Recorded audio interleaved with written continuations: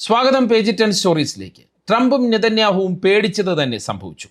മൊജിത്തബ Khomeini പുതിയ പരമോന്നത നേതാവായതോടെ Iran വിപ്ലവസേന കൂടുതൽ കരുത്താർജിച്ചു. ഇസ്രയേലിനെതിരായ ആക്രമണത്തിന്റെ തോത് വൻതോതിൽ അവർ കൂട്ടി. ഓപ്പറേഷൻ ഹോണസ്റ്റ് പ്രോമിസ് 4 എന്ന പേരിലായിരുന്നു 5ഓളം മിസൈൽ തരംഗങ്ങൾ ഇറാൻ ഇന്ന് ഇസ്രയേലിന് മേൽ അഴിച്ചുവിട്ടത്. അതീവ വിനാശകരമായ ആക്രമണം ഇറാൻ സേന നടത്തിയെന്ന് ഇസ്രയേൽ സേന തന്നെ സ്ഥിരീകരിക്കുകയും ചെയ്തു. അതുപോലെ തന്നെ ഇസ്രയേൽ തങ്ങളുടെ എണ്ണശാലകളെ ആക്രമിച്ചതിന് പകരമായി ഗൾഫിലെ എണ്ണശാലകളെ ഇറാൻ ലക്ഷ്യമിടുകയും ചെയ്തു. ഇതിനിടയ്ക്ക് എണ്ണ ശുദ്ധീകരണ ശാലകളെ ലക്ഷ്യമിട്ട ഇസ്രയേൽ നടപടിയെ ട്രംപ് തള്ളിപ്പറഞ്ഞു. ആഗോള വിപണിയിൽ എണ്ണവില $100 മറികടന്നു എന്ന ആശങ്കയുണ്ടാക്കുന്ന വാർത്തകളും വരികയാണ്. അതിനിടെ മൊജിത്തബ ഖൊമേനിക്ക് അചഞ്ചലമായ പിന്തുണ പ്രഖ്യാപിച്ച് പുടിൻ രംഗത്ത് വന്നതും ശ്രദ്ധേയമായി. ചൈനയും മൊജിത്തബയ്ക്ക് പിന്തുണ പ്രഖ്യാപിച്ചു. കിമ്മും മൊജിത്തബയ്ക്ക് പൂർണ്ണമായ പിന്തുണ വാഗ്ദാനം ചെയ്ത് കത്തയച്ചു. ഇറാന്റെ പ്രോക്സി സംഘടനകളും മൊജിത്തബയ്ക്ക് പൂർണ്ണ പിന്തുണയുമായി രംഗത്ത് വന്നു എന്നുള്ളതും നമ്മൾ നോക്കിക്കാണണം. എന്തായാലും തീവ്ര നിലപാടുകാരനായ മൊജിത്തബ പരമോന്നത നേതാവായതോടെ വരും ദിവസങ്ങളിൽ ഇറാൻ കൂടുതൽ ശക്തമായ നീക്കങ്ങൾ നടത്തും എന്നുള്ള കാര്യം ഉറപ്പാവുകയാണ്.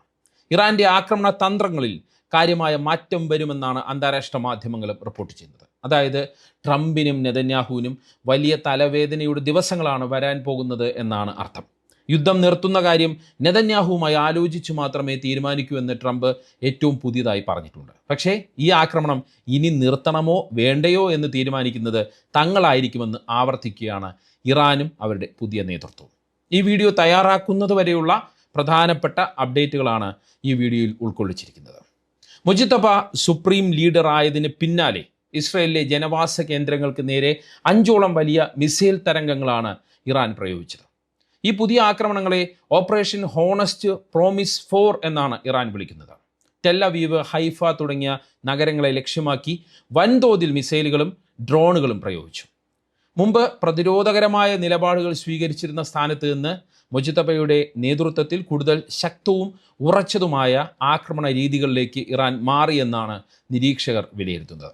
വരും ദിവസങ്ങളിൽ കൂടുതൽ കരുത്തുറ്റ ദീർഘദൂര മിസൈലുകൾ ഉപയോഗിക്കുമെന്ന് ഇറാന്റെ റവല്യൂഷണറി ഗാർഡ്സ് മുന്നറിയിപ്പും നൽകിയിട്ടുണ്ട്.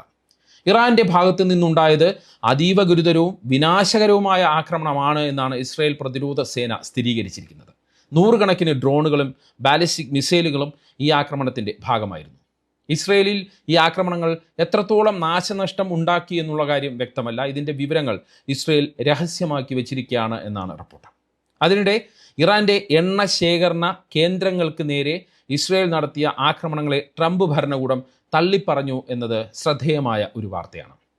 ഇസ്രയേൽ തങ്ങളുടെ എണ്ണ സംഭരണശാലകളെ ലക്ഷ്യമിട്ടതിന് അവർ പശ്ചാത്തപിക്കേണ്ടി വരുമെന്ന് ഇറാൻ മുന്നറിയിപ്പ് നൽകുകയും ഗൾഫ് മേഖലയിലെ തന്ത്രപ്രധാനമായ എണ്ണപ്പാടങ്ങളെയും അടിസ്ഥാന സൗകര്യങ്ങളെയും ഇറാൻ വ്യാപകമായി ലക്ഷ്യമിടുകയും ചെയ്തു. ഇതോടെയാണ് ഇസ്രയേലിനെ തള്ളിപ്പറഞ്ഞ് അമേരിക്ക രംഗത്ത് വന്നത്, ട്രംപ് ഭരണകൂടം രംഗത്ത് വന്നത്. ഇസ്രയേലിന്റെ ആക്രമണം തങ്ങൾ പ്രതീക്ഷിച്ചതിനേക്കാൾ വലിയ തോതിലായിരുന്നുവെന്ന് അമേരിക്കൻ ഉദ്യോഗസ്ഥർ പറയുന്നു. ഇതൊരു നല്ല ആശയമായിരുന്നില്ല എന്ന് മുതിർന്ന അമേരിക്കൻ ഉദ്യോഗസ്ഥൻ പ്രതികരിക്കുകയും വാഷിംഗ്ടണിൽ നിന്ന് ഇസ്രയേലിന് കടുത്ത അതൃപ്തി രേഖപ്പെടുത്തിക്കൊണ്ട് സന്ദേശം അയക്കുകയും ചെയ്തു എന്നാണ് അവിടെ നിന്നുള്ള റിപ്പോർട്ട്. എണ്ണശാലകൾ വ്യാപകമായി തകരുന്നത് ആഗോള വിപണിയിൽ എണ്ണവില കുതിച്ചു വരുമെന്ന് അമേരിക്ക ഭയപ്പെടുന്നുണ്ട്. എന്തായാലും ഇറാൻ വെറുതെ ഇരുന്നില്ല. മുന്നറിയിപ്പ് നൽകുക മാത്രമായിരുന്നില്ല ഇറാൻ ചെയ്തത്. ഇന്ന് ഇറാൻ ഗൾഫ് മേഖലയിലേക്ക് ലക്ഷ്യമിട്ടതെല്ലാം നേരത്തെ സൂചിപ്പിച്ചതുപോലെ എണ്ണപ്പാടങ്ങളെയും ശേഖരണ കേന്ദ്രങ്ങളെയുമായിരുന്നു. ഇതുവഴി ഗൾഫ് രാജ്യങ്ങൾക്കും അമേരിക്കയ്ക്കും സാമ്പത്തികമായ ആഘാതം തന്നെയാണ് ഇറാൻ സൃഷ്ടിക്കുന്നത് അല്ലെങ്കിൽ നൽകുന്നത്. ബഹ്റൈനിലെ സിത്ര എണ്ണ ശുദ്ധീകരണശാലയ്ക്ക് നേരെയാണ് ഏറ്റവും മാരകമായ ആക്രമണം ഇറാൻ നടത്തിയത്.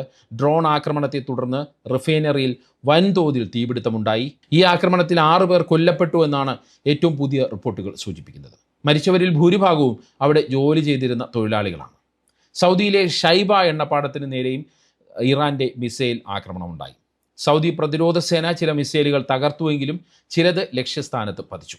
എണ്ണ ഉൽപ്പാദനത്തെ ഇത് താൽക്കാലികമായി ബാധിച്ചിട്ടുണ്ട്. ഇവിടെ ആൾനാശം റിപ്പോർട്ട് ചെയ്തിട്ടില്ല എങ്കിലും നാശനഷ്ടങ്ങൾ അതിഭീകരമാണ് എന്നാണ് റിപ്പോർട്ട്. ഫുജൈറയിലെ എണ്ണ സംഭരണ കേന്ദ്രങ്ങൾക്ക് നേരെയും ആക്രമണമുണ്ടായി. ഒരു സംഭരണ ടാങ്കിന് തീപിടിച്ചതായി സ്ഥിരീകരിച്ചിട്ടുണ്ട്. ഇവിടെയും മരണങ്ങൾ റിപ്പോർട്ട് ചെയ്തിട്ടില്ല. ഖത്തറിലെ പ്രതിരോധ മന്ത്രാലയവും തങ്ങളുടെ അതിർത്തിക്കുള്ളിൽ ഇറാന്റെ മിസൈലുകൾ പതിച്ചതായി അറിയിച്ചിട്ടുണ്ട്. ഇസ്രയേലിനെ സഹായിക്കുന്നവർക്കും ഇറാന്റെ എണ്ണശാലകൾ തകർത്തവർക്കുമുള്ള മുന്നറിയിപ്പാണ് ഇതെന്നാണ് ഇറാൻ റവല്യൂഷണറി ഗാർഡ്സ് പ്രസ്താവിക്കുന്നത്. ഇതിനെ തുടർന്ന് ഗൾഫ് മേഖലയിലെ പല വ്യോമപാതകളും അടച്ചുപൂട്ടുകയും എണ്ണ ഉൽപ്പാദനത്തെയും വിതരണത്തെയും ഇത് ഗുരുതരമായി ബാധിക്കുകയും ചെയ്തിട്ടുണ്ട്. ആഗോള വിപണിയിൽ എണ്ണവില ബാരലിന് $120 കുതിക്കുകയും ചെയ്തു.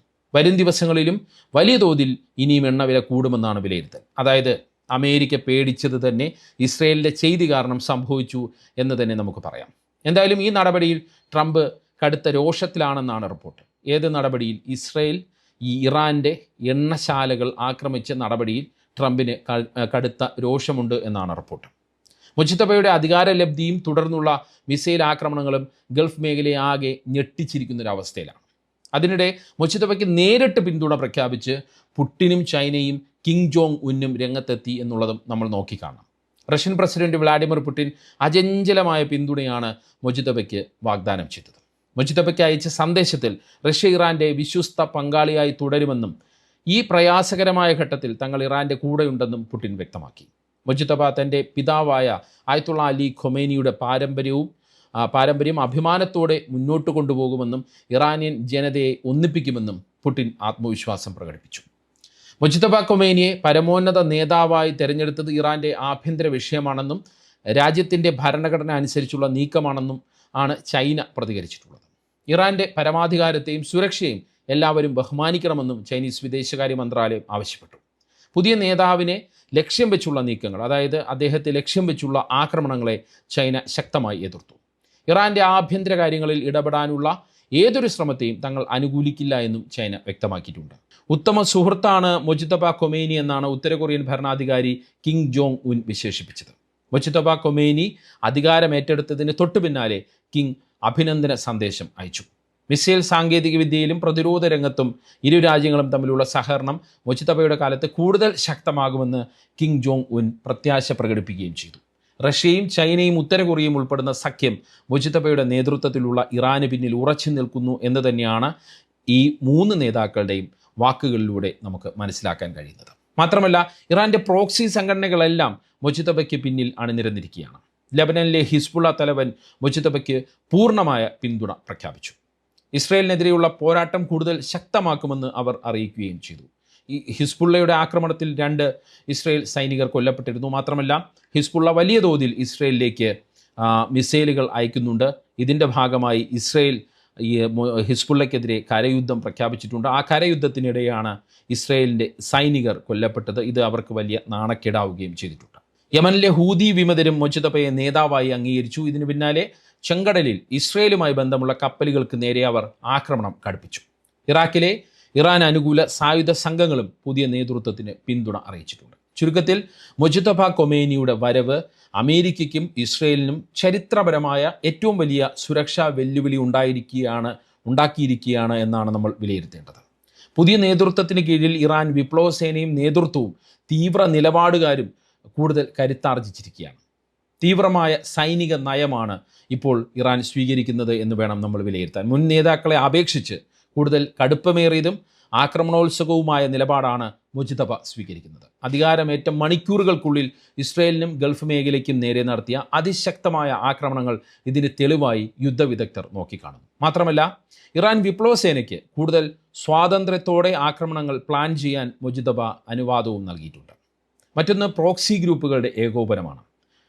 ഹിസ്ബുള്ള, ഹൂതികൾ, ഇറാഖിലെ സായുധ സംഘങ്ങൾ എന്നിവരെ ഒരേ സമയം ഏകോപിപ്പിച്ച് ഇസ്രയേലിനെതിരെ വൻതോതിലുള്ള ആക്രമണം അഴിച്ചുവിടാൻ മുജിത്തബ തയ്യാറെടുക്കുന്നു എന്നാണ് വിവരം.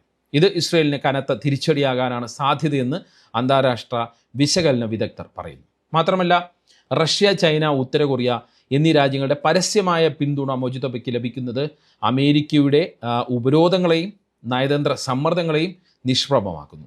ഇതിനു പുറമെയാണ് ഗൾഫ് രാജ്യങ്ങളിലെ എണ്ണശാലകളെ ലക്ഷ്യം വയ്ക്കുന്നതിലൂടെ ആഗോള വിപണിയിൽ എണ്ണവില വർദ്ധിപ്പിക്കാനും അതുവഴി പാശ്ചാത്യ രാജ്യങ്ങളുടെ സമ്പദ് വ്യവസ്ഥയെ സമ്മർദ്ദത്തിലാക്കാനും ഇറാന് കഴിയുന്നു എന്നുള്ള കാര്യം. ഇറാൻ ഇതിനെ ഒരു സാമ്പത്തിക യുദ്ധമാക്കി മാറ്റി എന്നതും നമ്മൾ ശ്രദ്ധയോടെ നോക്കിക്കാണേണ്ട, സൂക്ഷ്മമായി വിലയിരുത്തേണ്ട കാര്യമാണ്. ഹോർമൂസ് കടലിടുക്ക് അടച്ചതും പ്രതിസന്ധി കൂട്ടുന്നു. കൂടാതെ ഇസ്രയേലിൻ്റെ പ്രത്യാക്രമണങ്ങളെ ഭയപ്പെടാതെ തിരിച്ചടിക്കാൻ തയ്യാറാകുന്നത് അമേരിക്കയുടെ മധ്യേഷ്യൻ തന്ത്രങ്ങൾക്ക് വലിയ തിരിച്ചടിയാണ്.